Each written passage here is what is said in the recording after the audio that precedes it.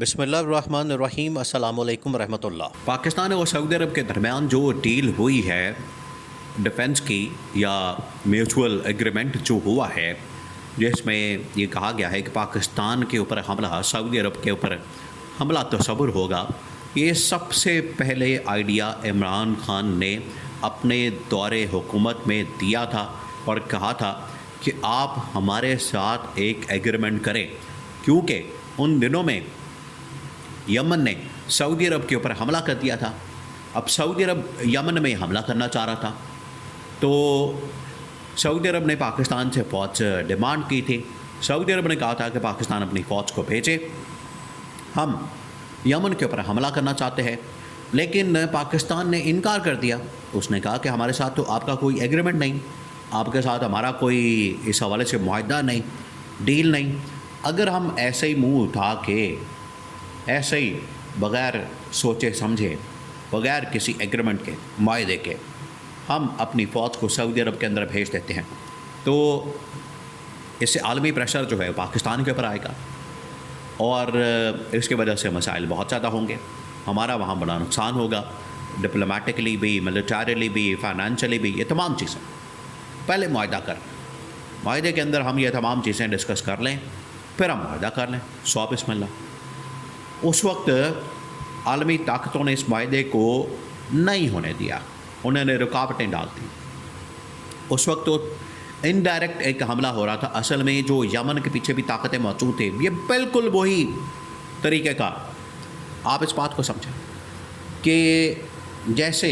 India Pakistan میں حملہ کرتا ہے طالبان کے ذریعے سے افغانستان سے، بالکل اسی طریقے سے اسرائیل حملہ کرتا ہے یمن کے ذریعے سے سعودی عرب کے اوپر، اور یہاں پر باغیوں کو استعمال کرتا ہے۔ آج اب انڈائریکٹ حملے کے بجائے اسرائیل نے ڈائریکٹ حملے شروع کر دیے ہیں، تب سعودی عرب کا احساس ہوا کہ یہ ہم نے عمران خان کی بات کو نہ مان کر بہت بڑی غلطی کی۔ ہم نے فوراً عمران خان کی بات کو ماننا ہے، عمل درآمد کرنا ہے، اس کے اوپر کام کرنا ہے، معاہدہ کرنا ہے، اسی میں ہماری بچت ہے۔ اب اس کا پہلا نتیجہ یہ نکلا ہے کہ آج امریکی صدر ڈونلڈ ٹرمپ نے یہ کہہ دیا ہے کہ اسرائیل کسی صورت بھی اب فلسطین کی طرف نہیں بڑھے گا۔ سعودی عرب تو دور کی بات ہے، یمن تو دور کی بات ہے، عراق، ایران، شام، لبنان، یہ دور کی بات ہے، عرب ممالک تو دور کی بات ہے۔ اب اسرائیل جو کہ ہر روز اسرائیل کے اوپر، فلسطین کے اوپر حملہ کرتا ہے، غزہ کے اوپر حملہ کرتا ہے، وہاں پر بمباری کرتا ہے، وہاں پر میزائل مارتا ہے، اس کے بارے میں اب باقاعدہ طور پر ٹرمپ کی جانب سے، امریکی صدر کی جانب سے، امریکی انتظامیہ کی جانب سے اسرائیل کو وارننگ دے دی گئی ہے کہ اگر اب تمہاری جانب سے کسی بھی ملک کے اوپر حملہ کیا گیا تو یہ حملہ اب تمہارا اپنا ذاتی حملہ ہوگا، اس کا خمیازہ تمہیں خود بھگتنا پڑے گا، اور اگر اس کے نتیجے میں سعودی عرب کی جانب سے، پاکستان کی جانب سے کوئی میزائل حملہ کیا جاتا ہے تو اس کی ذمہ داری تمہارے اوپر ہوگی اور اس کا خمیازہ، نقصان تمہیں خود بھگتنا پڑے گا۔ یہ پہلا نتیجہ ہے۔ آپ اس سے اندازہ کر سکتے ہیں کہ اگر عمران خان کے وژن کے مطابق، سوچ کے مطابق، اگر اسی وقت ہی عمل درآمد ہو جاتا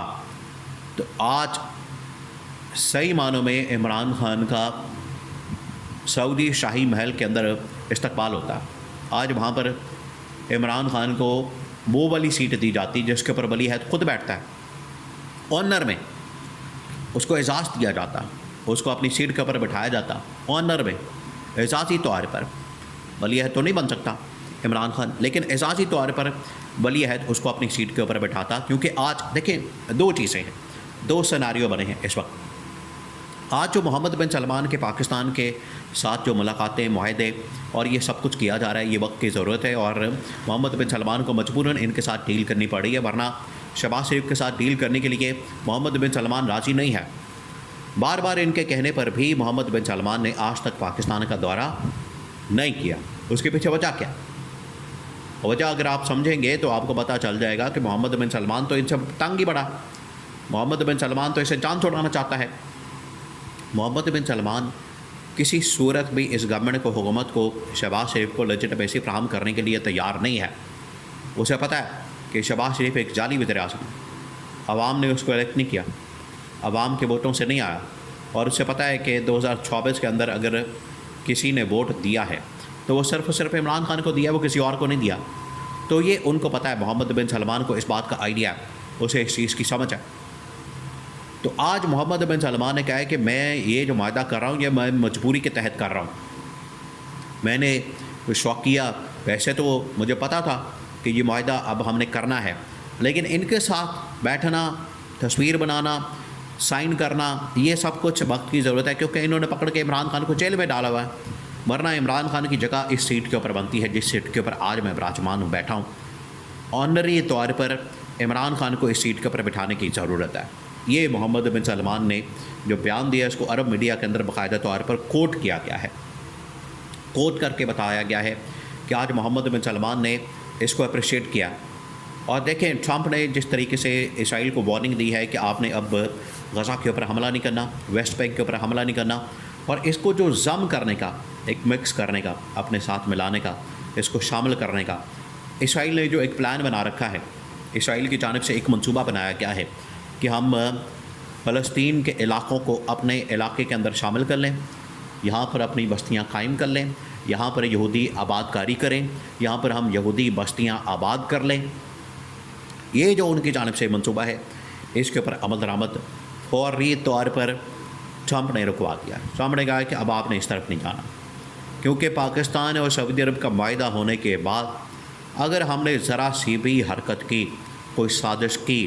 کوئی قبضہ مافیا بننے کی کوشش کی، یہاں پر ان ملکوں کے اوپر حملہ کیا، قبضہ کیا، تو اس کے نتائج بڑے خوفناک اور خطرناک ہوں گے. یہ کہا گیا ہے. محمد بن سلمان نے یہ جو معاہدہ کیا، بڑا رائٹ ٹائم کے اوپر معاہدہ کر کے اس نے امریکہ کو، اسرائیل کو پیغام دے دیا اور بتا دیا کہ ہمیں تاریخ کے اندر ہی، ماضی کے اندر ہی، پاسٹ کے اندر ہی یہ معاہدہ کر لینا چاہیے تھا.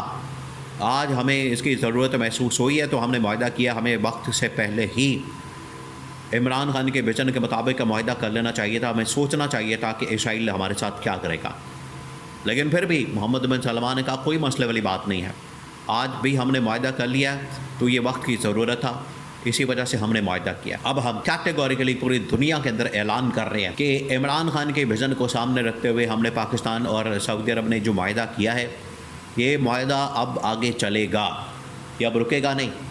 اگر کوئی سمجھتا ہے کہ ہم کسی کے دباؤ میں آ کے، پریشر میں آ کے اس معاہدے کو روک دیں گے، معاہدہ ختم کر دیں گے، یا اس معاہدے کے اوپر عمل درآمد نہیں کریں گے، یا ہم اس کے آگے معاہدے میں نہیں چلیں گے، تو یہ کوئی ملک غلط فہمی کے اندر نہ رہے. یہ محمد بن سلمان کا باقاعدہ انٹرویو کھود کر کے عرب میڈیا نے پبلش کر دیا ہے اور پوری دنیا کو بتا دیا ہے کہ آج صحیح معنوں میں عمران خان کو عزت دی گئی.